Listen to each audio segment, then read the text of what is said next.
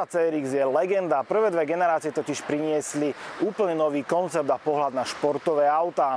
Potom prišla však tretia generácia a ľudia ochladli. Nielenže priniesla nové meno, ale aj úplne nový prístup k veci a to sa ľuďom nepáčilo. A tak Honda po nejakých 5-6 rokoch toto auto jednoducho zniesla zo sveta. A dodnes možno neprávom je táto tretia generácia mimo záujem ľudí. To by však bola škoda ju zavrhnúť a ako sa s ňou reálne žije a aká v skutočnosti je, nám povie majiteľ Dano. Viem si predstaviť veľa aut, ktoré by si ty ako mladý človek mohol mať, ale ty si sa rozhodol práve pre CR-X 3. generácie, ktorá ešte teda sa volá Del Sol. Povedz mi prečo. Tak ono v podstate to nemá nejaký konkrétny dôvod. Jedného dňa som si proste pozeral, čo by mohlo byť moje prvé auto. Z kadejakých rôznych aut, ako bolo Mazda MX-5, Civica. Som tak nejak jedného dňa pátral po bazároch, po inzerátoch a narazil som na Hondu CR-X. Asi ako väčšina ľudí poznám tie prvú generáciu, druhú generáciu, presne tie hranaté typy. A dal som si tam teda Honda CR-X a vyskočila mi táto, tretia generácia Del Sol. Som sa na prvý pohľad zamiloval, pretože bola pre mňa lepšou voľbou, ako bola MX-5, kvôli tomu, že mala pevnú strechu, nie je plátenú. Mala o niečo vyšší výkon a bola to Honda a keďže som mal veľa kamarátov s Hondami, tak toto bolo proste pre mňa dobré riešenie. Ale spomínal si, že to bola len prvá časť a druhá časť bola vôbec kúpiť nejakú. Hej, druhá časť bolo zháňanie, čo bolo jedna veľmi veľká a zdĺhavá nočná mora. Všade, kde som zavolal, koho som sa spýtal, tak bol telefonát asi taký, že o 2 hodinky sa na to auto dojde niekto pozrieť a o 3 hodiny mi volal, že už bolo predané. Bol som pozerať dokonca 3 v Prešove, ale boli v hroznom stave. 3 v Prešove? To, čo tam sa kotia? No, dve náhodou, keď som ich bol pozerať, tak dve sa stretli na jednej pumpe, ale boli proste, jedna by som povedal, že v horšom stave, jak tá druhá. To sú také dve hrozná. No. Jedna hrozná, druhá hrozná. No? A jedna bola ešte niekde, ale už si fakt nepamätám, že kde. 5 minút, čo sme auto prezerali, tak bolo pod autom asi takáto kaluš oleja. Takže to bolo zlé a v podstate potom už len som vysedával každých 5 minút na bazoši a pozeral, či niečo nové nepribudlo a jedného dňa vyskočila táto. Z fotiek vyzeral byť fakt, že dobre na tom, takže hneď som volal majiteľovi a v druhý deň sme už šli do Čiech pozrieť a už hneď, ak som tam bol, tak som vedel, že toto bude ona. Aj kričala tvoje meno, jak sa hovorí? Áno. Koľko máš vlastne to auto teraz? Auto mám približne 2,5 roka, myslím. A po tom čase si spokojný s tou voľbou, že vybral som si práve CR-X a nie MX-5 alebo niečo podobné? Som veľmi. Je to podľa mňa oveľa jedinečnejšie auto, čo je možno pre mňa takým plus, ale som rád, že to je Honda. V podstate motor to má rovnaký, ako majú Civicy 5. generácie, takže motoricky tam ani s nejakými dielmi není vôbec problém. Ale pre veľa ľudí to je zaujímavé, že motivátor číslo 1 nie je to spoľahlivosť, nie je to, dajme tomu, dostupnosť náhradných dielov, ale je to, že je to auto jedinečné na cestách. Tak myslím, že aj u teba toto bol silný argument. Ja som nad tým úplne spočiatku takto nerozmýšľal. Ja som v podstate videl inzerát, pozrel som si obrázky toho auta a tak nejak som sa zamiloval a už proste som len musel nájsť ten správny kus. Ty máš vlastne aký motor pod kapotou? Pod kapotou je rádový štvorvalec o objemu 1,6 litra, 92 kW, čiže 125 koní.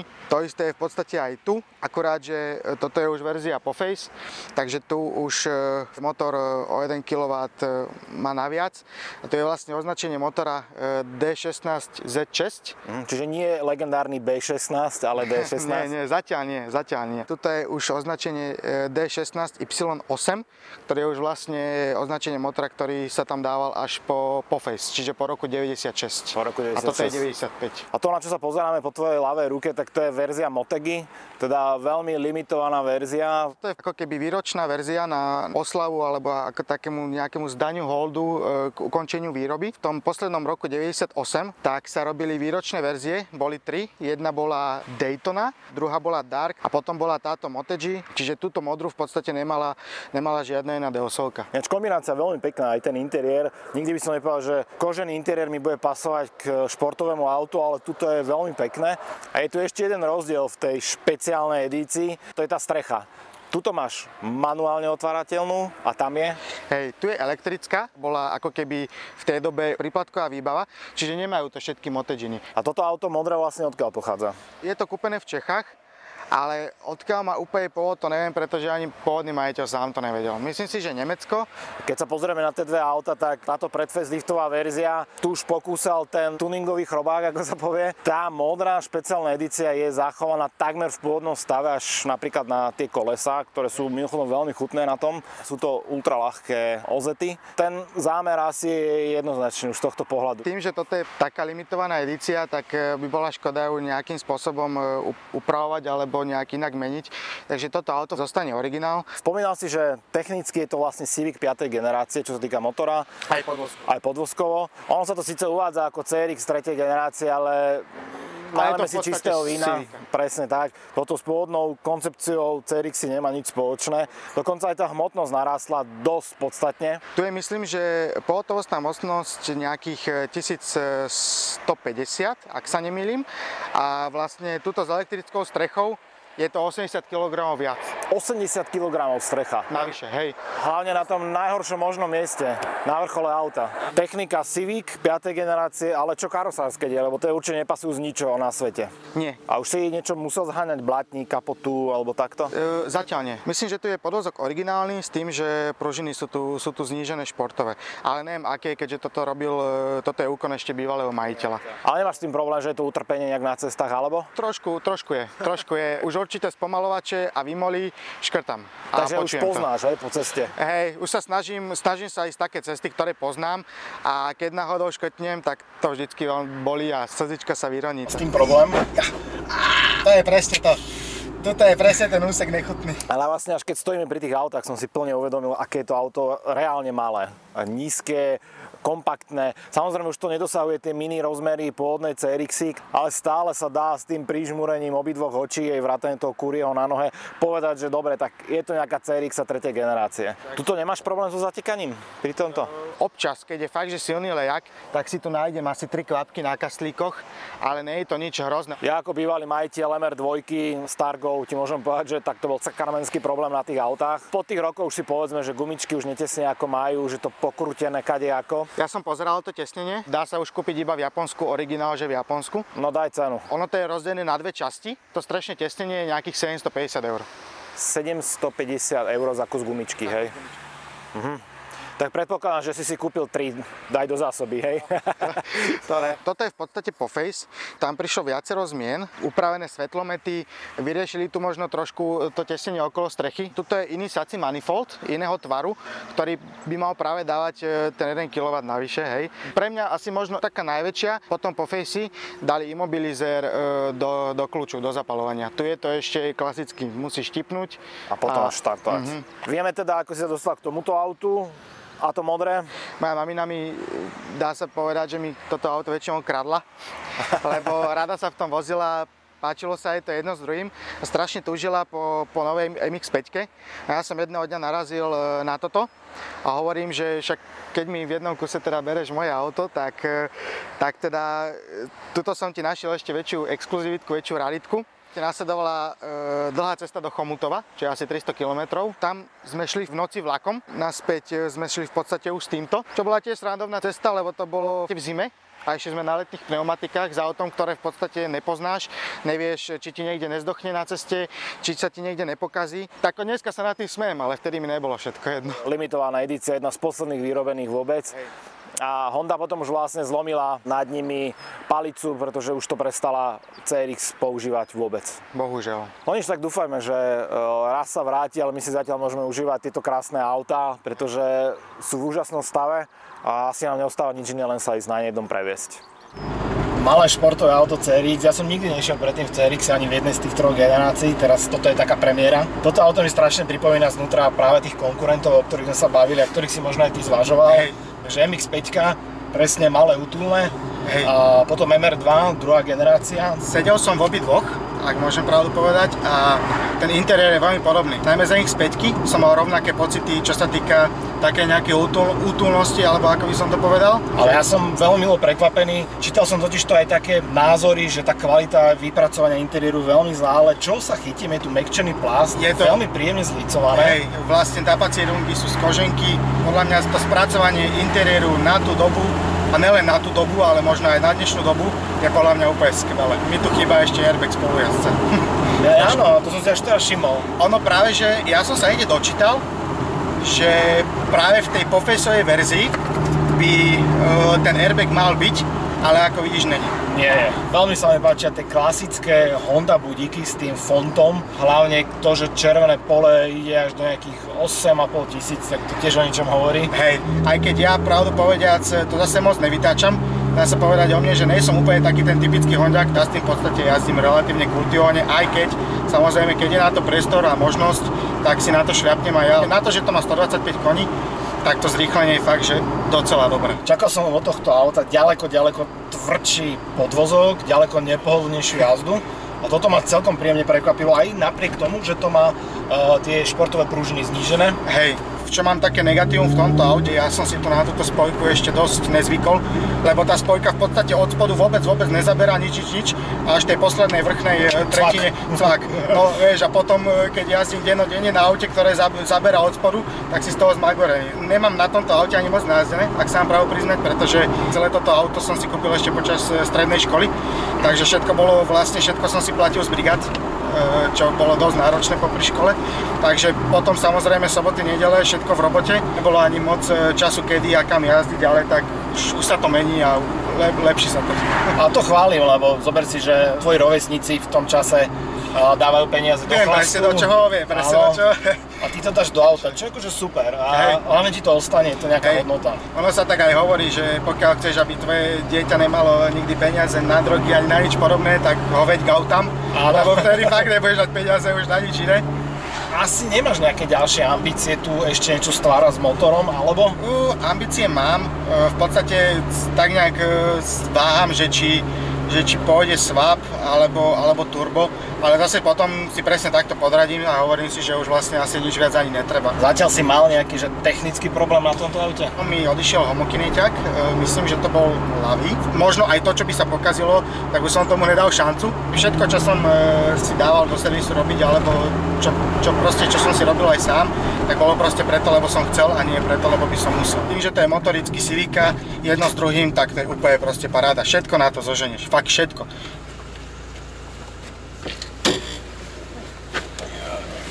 Auto je teda dosť malé a strašne mi pripomína MX-5, to musím povedať teda.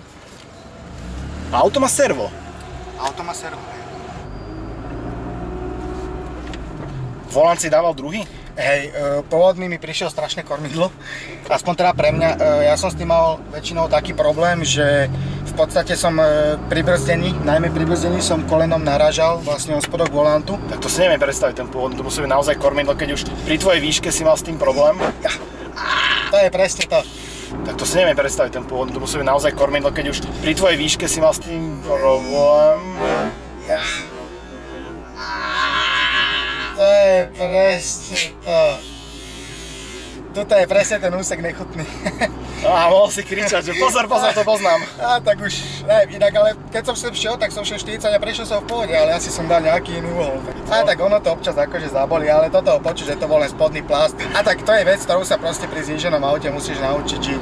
Takisto tie spätné zrkadlá sú dosť netradične dané od auta a veľmi blízko vodičovi. Mne to docela vyhovuje. Neviem si napríklad predstaviť, ako to musí fungovať na takom Hokosuka Skyline, kde proste tie späťaky sú vystavené na tej kapote. Dali sme trojku, tá prevodovka je veľmi pekná. Je tu short shift, takže tie drive sa aj tým spresnili.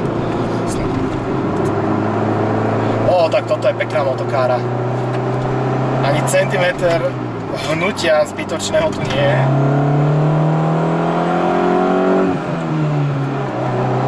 Sa mi páči, že zvuk je aj od výfuku a od motora. Hej. Že nie je to len taký hučak výfukový, ale je to veľmi pekné. Viem si predstaviť, že na diaľnici by ma asi vystrelilo zo sedačky. Na diaľnici, áno, je to také, ale presne nemám to na každodenné jazdenie a väčšinou, keď si to vyberiem cez víkend, tak idem práve takéto okresky a vôbec neriešim ani diaľnice, ani nič. Viem si to predstaviť, tú radosť. Ty si hovoril, že... dobre, prežili sme. Haló? Ty si hovoril, že strašne veľa odkladacích priestorov, napríklad voči MX-5 tu je. Hej, je toto fakt dobre vyriešené. Napríklad tuto je jeden druhý kaslík a za tebou sú vlastne dva veľké kaslíky. Plus samozrejme máš ešte kaslík tu a najmä ten batožinový priestor je obrovský. To je 300 litrov, takže... A myslím, že 263, keď tam je strecha, čo je podľa mňa veľmi slušné. Tak a teraz sme išli pred faceliftom a ideme si vyskúšať facelift, špeciálnu edíciu Motegi, ktorá má navyše teda tú elektricky stahovateľnú strechu. To je typický Honda Starter. Úplne krásny zvuk, podľa ktorého poznáš. Najlepšie, keď chytí na prvú šupu. Tak. Môžem ti povedať, že tie sedačky sú v tomto aute pre mňa asi vhodnejšie. Určite áno, lebo ten podstat tam máš nižšie a ty ako vyšší človek, takže je to pre teba asi praktickejšie. Je to brutálny rozdiel. Je to hlavne pohodlnejšie na nohy, ale hlavne som nižšie. Takže teraz aj na tú hlavu ja mám reálny priestor. Nie je síce v príľbe, ako by som tu sedel, ale takto na bežné vozenie je toto lepšie. Hej. A veľmi mi to pripomína, aj keď sa pozriem dozadu tú moju MR2, že vlastne nie je tam ďalší pár sedačiek, ani nejaký zbytočný priestor. Aj to krídlo zadné, čo tam vidíš ten spoiler, to bola tiež v tej dobe príplatková výbava. Ale dobre sa mi v tomto sedí, ako... Tuto ma zaujalo také autičko na... Čo to je? Áno, ukazuje ti to napríklad, že máš otvorené dvere, ukazuje ti zadné okno, ukazuje ti to aj keď si dávaš dole strechu, čiže je to ako keby taký indikátor otvorenia okien a strechy. Ja si pamätám, ja som mal presne takéto niečo v mojej Lanči starej, tam bol však jediný problém, že aj bez akéhokoľvek dôvodu ti svietilo všetko. Takže sa spoliehať na takéto indikátory v talianskom starom aute asi nie je to správne. Tuto sa mi podvozok zdá ďaleko viacej uskákaný. Neviem, že tuto ako sme s podvozkom, že čo sa tu robilo. Tu sa vlastne robil kompletný repas podvozku, všetky silen bloky sú vlastne polyuretanové s tým, že sú tu pružiny Eibach. Pôsobí to aj podľa jazdy ďaleko sériovejšie ako máš ty. To treba tiež povedať. Tu nemám až taký pocit z tej motokári, i keď som čakal, že práve vďaka tým polyuretánom to bude tak. Viem si to úplne predstaviť na každý deň, i keď niekomu môže vadiť práve to nízke nasadanie, to veľmi nízke ťažisko auta, ale auto veľmi príjemné na vozenie. Ja by som možno ten výfuk ako dal naspäť. Hej, to som možno zabudol spomenúť, že robili sa dve varianty. Jeden je 5-stupňový manuál a druhý je 4-stupňový automat. Ale predpokladám, že ten automat musí úplne zabiť toto auto. Zabíja. Po každej strane. Zabíja to. Ja mám rád automaty, ja viem si to predstaviť v akýkoľvek autách, ale v tomto nie. Ale bol by som zvedavý na to, ako sa správa. Dobre, to sme prežili. To si pamätám z minulého.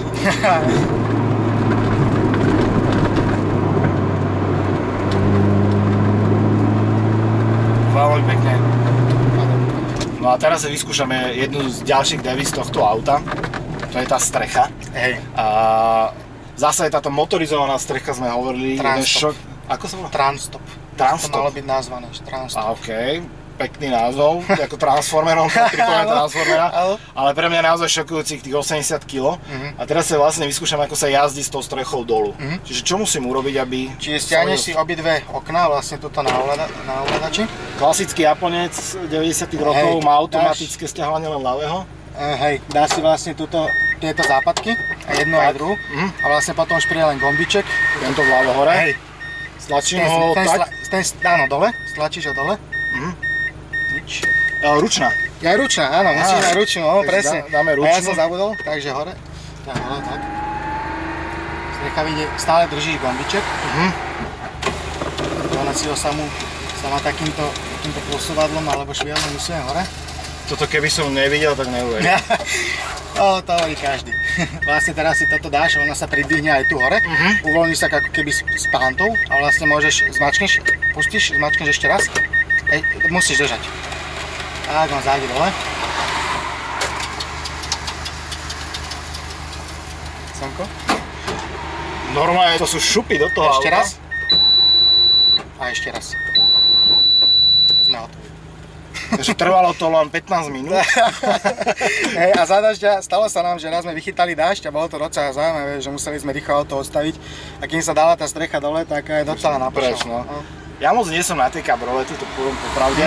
Práve, že vieš čo je sranda, že ani ja. Ja práve, že na svojej DL-ke tú strechu moc ani dole. Nedávaš dolu. Vždycky je rozpálená, čierna. Jazda celkom príjemná, musím povedať, že teda ako nie je fanúšik kabrioletov, ale má to obrovskú výhodu voči kabrioletom, že má pevný tento rám. Pripomína mi to Porsche Targu. A povedz mi poslednú vec nakoniec, tvoje auto naozaj miluješ, lebo už bola to, ako to rozprávaš, čo všetko si mu doprial. Uvažoval by si vôbec niekedy, že to vymeníš za niečo? Vieš čo, občas, možno by si sa čudoval, ale občas ma chytí raz za čas taká šajba. Naposledy ma chytila, keď som videl preľudu 3. generácie z 89.